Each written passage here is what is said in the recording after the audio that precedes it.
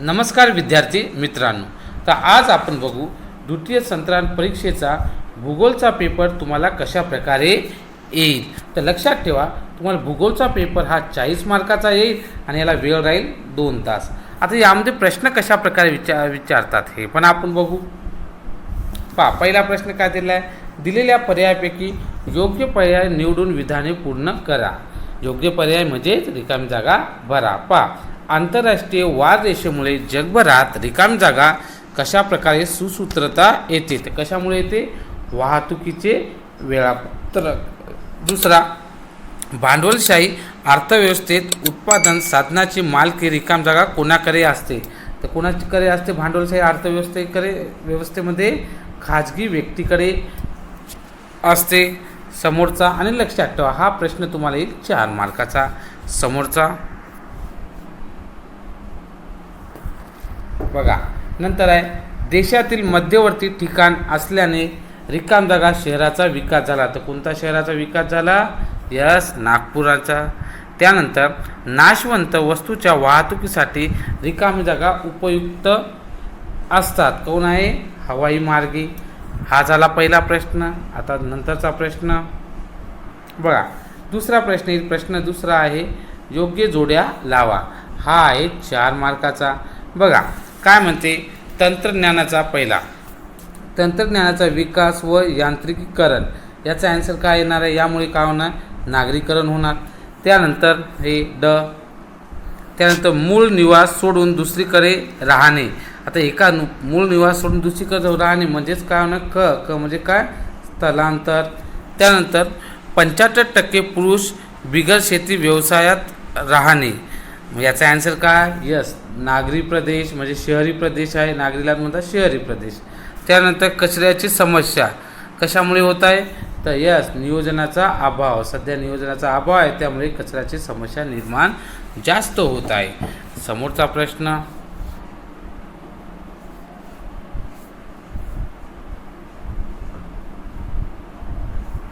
यानंतरचा प्रश्न तिसरा, एका वाक्यात उत्तर लिहा। हा आहे 4 मार्काचा। पहा, पहिला प्रश्न काय म्हणतो, अर्थशास्त्र ही संज्ञा कोणत्या ग्रीक शब्दापासून बनली आहे? अर्थशास्त्र ही संज्ञा कोणत्या ग्रीक शब्दापासून बनली आहे? तर कोणता आहे? आयकोनोमिया या ग्रीक शब्दापासून बनली आहे। समोरचं बघा, व्यापार हा महत्त्वाची आर्थिक क्रिया का समजली जाते? उत्तर, कारण समाजातील लोकांचे जीवन एकमेकावर अवलंबून असते म्हणून नाही का समजली जाते। तिसरा बघा, एखादा प्रदेश वाहतुकीच्या मार्गापासून कोणत्या कारणामुळे वंचित राहतो? तर कारण काय? प्रदेशातील पर्वत, डोंगर आहे, दर्या आहे, नद्या व जलाशय आहे, चढ उताराची भूरचना आहे, यामुळे काय होतो? वाहतुकीच्या मार्गापासून वंचित राहतो। केलेले चौथं काय म्हणते, देशाच्या सीमा ओलांडून केलेले पर्यटन म्हणजे कोणते पर्यटन होय? तर ते आहे परदेशी पर्यटन। यानंतरचा प्रश्न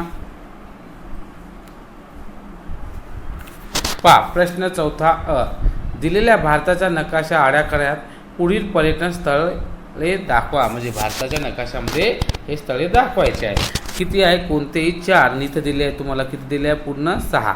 तर बघू आता आपण या 6 पैकी कोणतेही 4 दाखवायचे। तर बघा आता पहा, पहिला आहे पणजी, तर बघितला असेल पणजी, हे इथे पणजी। त्यानंतर दुसरा आहे जम्मू, तर जम्मू हे बघा इथे, हे नंबर चुकून दिलेला आहे, इथं 2 नंबर आहे ना जम्मू। त्यानंतर नाही का पहा कोलकाता हे इथे दाखवलेलं आहे कोलकाता। त्यानंतर आग्रा, तर बघा इथे आग्रा इथे आहे। आणि नंतर आहे कन्याकुमारी, तर कन्याकुमारी इथे आहे। आणि हो 3rd नंबरचा राहिला, हा 3rd नंबरचा इथे आहे। तर अशा प्रकारे तुम्हाला दाखवावे लागतात। यानंतरचा प्रश्न पहा, नकाशावर आधारित ब प्रश्न 4 मार्काचा हा आहे। काय म्हणते, नकाशाच्या आधारे पुढील प्रश्नाचे उत्तरे लिहा। भारताच्या दक्षिणेस कोणता महासागर आहे? कोणता आहे? हिंदी महासागर। त्यानंतर भारताच्या अतिदक्षिणेकडील टोक कोणते? अतिदक्षिणेकडील कोणतं टोक आहे? कन्याकुमारी। त्यानंतर सिक्कीम राज्याशेजारी कोणता देश आहे? तर लक्षात ठेवा, सिक्कीमच्या शेजारी कोणता आहे? भूतान। आणि शेवटचं, महाराष्ट्राच्या पश्चिमेस कोणता समुद्र आहे? कोणता आहे? अरबी समुद्र. समोरचा प्रश्न पहा. आता 5वा प्रश्न राहतो, भौगोलिक कारणे लिहा. कोणतेही दोन.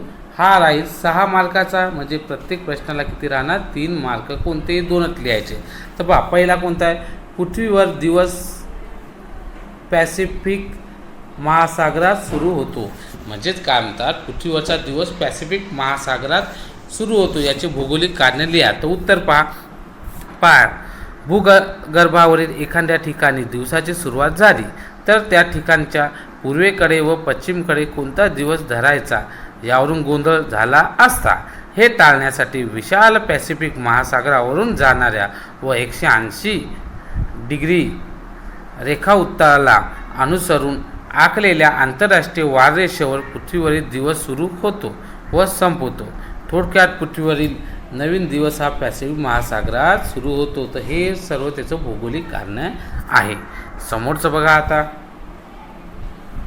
पहा, दुसरा दिलेला आहे, आंतरराष्ट्रीय वाररेषा आजच्या युगात महत्त्वाची ठरत आहे. का ठरत आहे हे आपल्याला भौगोलिक कारणे सांगायचं. तिसरं आहे, जाहिरात करताना योग्य नीतिनियमाचे पालन करणे आवश्यक आहे. हा पण विचारलेला आहे, पण यामध्ये तुम्हाला 2च सोडवायचे होते. पहिला मी सॉल्व्ह करून दिलेला आहे. आता या दुसऱ्याचं आपण उत्तर बघू. पहिल्याचं दिलेलं आहे उत्तर. काय म्हणते? आंतरराष्ट्रीय वाररेषा आजच्या युगात महत्त्वाची ठरत आहे. याची भौगोलिक कारणे लिहा. तर उत्तर आहे, आजचे मानवी जीवन हे अधिक विश्वव्यापी झाले असून जगात आज दळणवळण, वाहतूक, प्रवास आणि व्यापार अनेक पटीने वाढला आहे. शिवाय हे दळणवळण, वाहतूक, प्रवास व व्यापार दूरच्या देशातही होत आहे.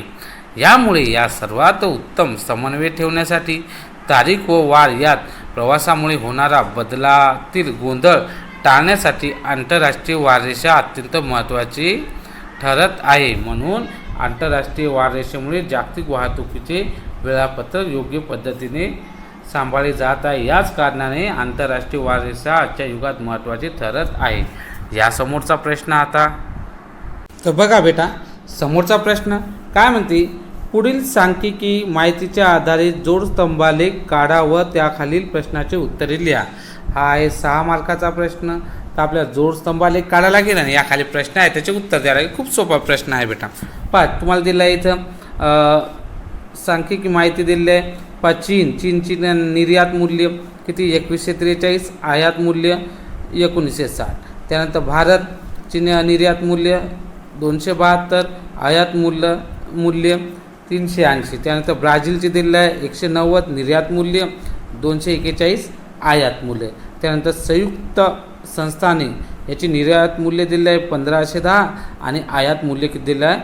2380. आता याचा आपल्याला काढायचा होता. इथं ग्राफ म्हणजेच काय? इथं दिलं आहे जोडस्तंभालेख. तर सोपं आहे, जसं आपण मॅथमध्ये काढतो तसं. तिकडे आपण रीडिंग घेतली होती 0, 200, 400, 600, 800, 1000, 1200, 1400, असे करत 2400. इकडे देश पहिला कोणता आहे? चीन.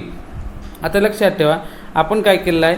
निर्यात मूल्य दाखवलं आहे पांढऱ्या याने आणि नाही का आयात मूल्य दाखवलं आहे निळ्या याने.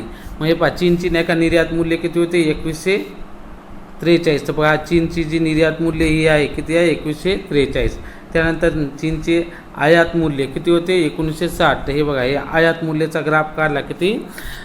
1960. त्याचप्रमाणे नेक्स्ट आहे भारतची निर्यात मूल्य हे एवढी आहे. त्यानंतर आयात मूल्य हे इथे दिलेले आहे, त्याप्रमाणे काढला. त्यानंतर आहे ब्राझीलचे निर्यात मूल्य 190 आणि आयात मूल्य 241. बघा, ब्राझीलचे निर्यात मूल्य किती आहे? 190 आणि आयात मूल्य किती लिहिले आहे? 241. त्याचप्रमाणे संयुक्त संस्थाने याचे निर्यात मूल्य बघा किती आहे? 1510. हे एवढं दिलं आहे 1510 आणि आयात मूल्य किती दिलं आहे? 2380. अशा प्रकारे हे जे दिलेलं आहे या प्रकारे तुम्ही ग्राफ काढू शकता. यानंतरचा प्रश्न, इथे ग्राफ याचं पूर्ण उत्तर आहे. प्रश्न होता आणि हे त्याचं पूर्ण उत्तर आहे. अशा प्रकारे काढायला लागेल. समोरचा पहा, आता ग्राफवर आधारित प्रश्न. भारताचे निर्यात मूल्य किती आहे? तर आताच आपण ग्राफमध्ये बघितलं 272 दशलक्ष. सर्वात जास्त आयात मूल्य कोणत्या देशाचे आहे? आताच आपण ग्राफमध्ये बघितलं. कोणाचं आहे? संयुक्त संस्थाने या देशाचे आहे. त्यानंतर सर्वात कमी निर्यात मूल्य कोणत्या देशाचे आहे? सर्वात कमी निर्यात मूल्य कोणाचं आहे? ब्राझील या देशाचे. यानंतरचा प्रश्न, हा राहील शेवटचा प्रश्न. किती मार्काला आहे? 8 मार्काला.